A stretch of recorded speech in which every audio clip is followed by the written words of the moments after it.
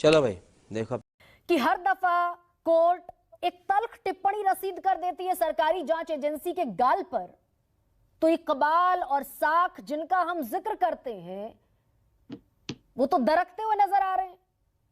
क्या बात है सर, क्या बात है सर। आप देखिए विडंबना विपक्ष की, ये वही विपक्ष है जो 14 पार्टी कांग्रेस के सहित सुप्रीम कोर्ट के पास जाते हैं और कहते हैं कि ईडी और सीबीआई अपनी ताकतों का दुरुपयोग कर रहे हैं नेताओं के खिलाफ, और हम अरे मुझे चक्कर आने लग गया। अब चाहते हैं एक अलग गाइडलाइन बनाई जाए नेताओं को जांचने के लिए। अलग गाइडलाइन चाहिए थी इनको। इन्हें ऐसा लगता था कि जो नेता हैं वो इस देश के सामान्य नागरिकों के ऊपर आते हैं। अलग रहा नहीं जाता, गाइडलाइन मांगी गई। सुप्रीम कोर्ट ने कहा ऐसा तो नहीं हो सकता, everyone is equal before law. इस याचिका को वापस ले लिया गया।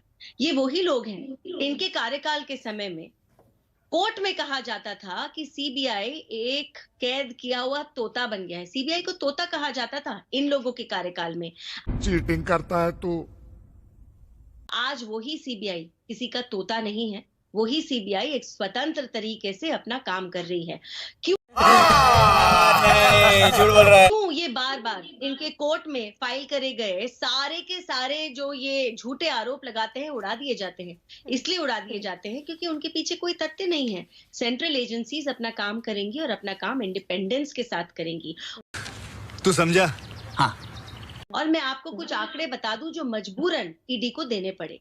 ईडी ने कहा है कि 96% केसेस में कन्विक्शन हुआ है, और जितने ईडी के केसेस होते हैं उसमें से केवल 3% केस नेताओं के ऊपर होते हैं। भैया बाकी केसों की तो बात नहीं करते। आप एक ऐसा नैरेटिव रचना चाहते हैं जहां पर आप देश में ये जता रहे हैं, खुल्लम खुल्ला जता रहे हैं, क्योंकि हम किसी पार्टी में बड़े नेता बन गए, बड़े पद पर आ गए, तो हम सामान्य नागरिकों के ऊपर हो गए। इस नैरेटिव को, इस थॉट प्रोसेस को खत्म कर दिया है मोदी सरकार ने। नहीं आज चारू प्रज्ञा आप सुप्रीम कोर्ट का जिक्र कर रही है, सुप्रीम कोर्ट ने खारिज कर दिया। ठीक है, वो चाहते थे कि अलग गाइडलाइन बनाई जाए, लेकिन वही सुप्रीम कोर्ट 7.5 महीने बाद भी मनीष सिसोदिया के मामले में सबूत नहीं मिलने को लेकर एक बड़ी तल्ख टिप्पणी भी तो रसीद करती है। आपको याद होगा 5 अक्टूबर को सुप्रीम कोर्ट ने ही कहा, where is the evidence, where is the proof, where is the money trail, you have to establish a chain. 2 minute में गिर जाएगा केस। ये बड़ी अच्छी बात कही आप। लेकिन मुझे एक बात बताइए, क्या उसी सुप्रीम कोर्ट ने बेल दी? बेल क्यों नहीं दी? अगर सीबीआई आज सबूतों को इकट्ठा कर रही है, एक जगह एकत्रित, यही नहीं अभी और सुनिए, कर रही है, दूसरी तरफ कोर्ट ने आज भी इस बात को माना कि इस इंसान को चोरी करने पे, घोटाला करने पे, करप्शन करने पे बेल नहीं मिलनी चाहिए। रहा नहीं जाता। उसी सुप्रीम कोर्ट ने इस बात को माना है। आप मुझे बताइए कि कुछ ना कुछ ट्रेल तो उन तक जाती होंगी। अच्छा, और अगर जिनको ऐसा लगता है कि रातों रात कोर्ट में केस खत्म हो जाते हैं, तो काश मेरे देश की कानून व्यवस्था आज उतनी रफ्तार से चल रही होती, उसको सही करने में हमें थोड़ा और समय लगेगा। आपको तू समझा? हाँ।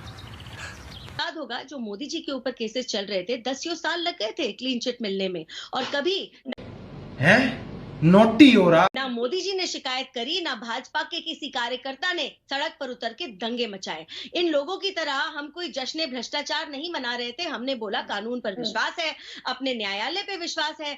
अरे मुझे चक्कर आने लग गया। अब और उनको, एजेंसीज को, न्यायालय को, सबको अपना काम करने दीजिए, अपने समय पर, अपने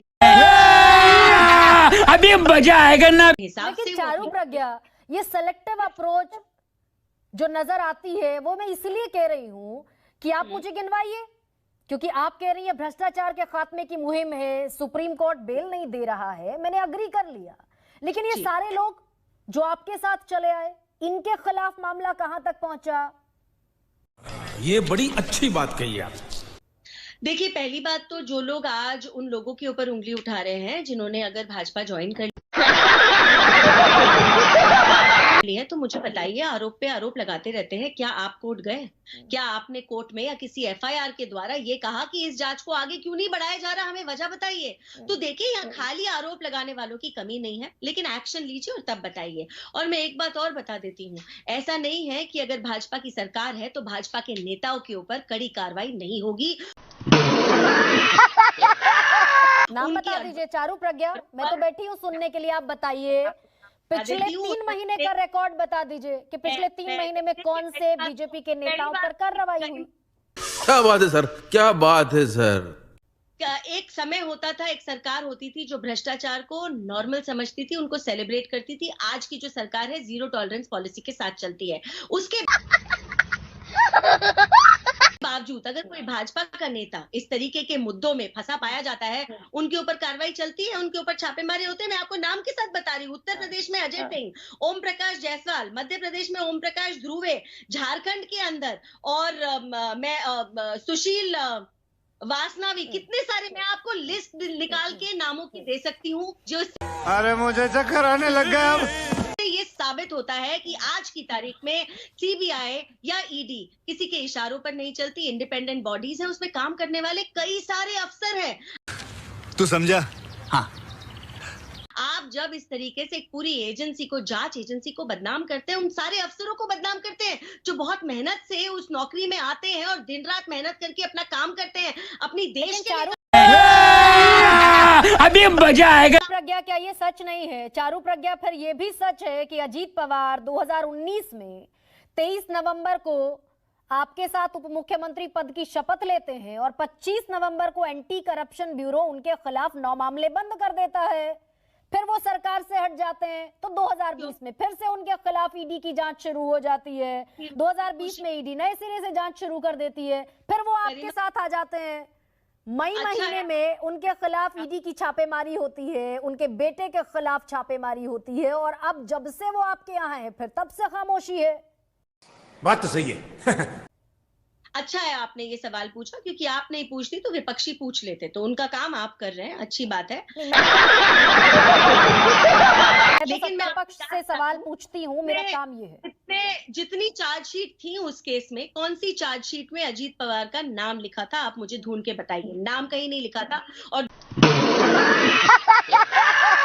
दूसरी बात, जब मोदी जी ने टिप्पणी करी थी, उन्होंने एनसीपी के ऊपर कहा था, उन्होंने किसी एक नेता विशेष या व्यक्ति विशेष का नाम नहीं लिया था। ये आप चेक कर लीजिए, और चार्जशीट में मुझे कहीं नाम तो दिखता हो। एनसीपी के 53 में से तो 40 आपके पास आ गए, तो एनसीपी के ऊपर कार्रवाई चल रही होगी। आप क्या ये अरे मुझे चक्कर आने लग गया अब। कहना चाहती हैं कि सेंट्रल एजेंसीज अपना काम नहीं कर रही हैं? आप ये कहना चाहते हैं? हाँ, और क्या सुप्रीम कोर्ट नहीं बैठा है क्या सबके ऊपर? तो जब सारे के सारे विपक्षी जाते हैं सुप्रीम कोर्ट और उनकी सारी याचिका उड़ा दी जाती है, उसके पीछे आप रीजन एग्जामिन करिए। सुप्रीम कोर्ट अपने हिसाब से हर निर्णय लेता है।